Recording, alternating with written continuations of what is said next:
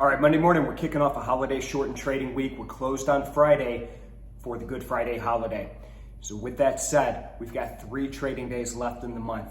We close things up on Wednesday, wrap up March, wrap up that first quarter, and we start moving into the second quarter of the year with the 1st of April. That being said, we could see some volatility in the market as a lot of these pension funds, hedge funds, these big money managers start to rebalance their portfolios for the next quarter. There's been a lot of movement this first quarter with the tech sell-off and a rotation out of some of these pandemic names into more cyclical names. We'll see how that continues over the course of the next 3 days. Could see some volatility on the back of that. Now look at some of the other markets. We've got oil up over 1% right now. We still have that ship clogging up the Suez Canal. Look at FX, that dollar holding strong, pressing up against 4-month highs. We're still firmly below that 200-day moving average in the euro dollar, which 200-day moving average is about 1.1866. We are below 1.18, so we're at a 1.17 handle right now.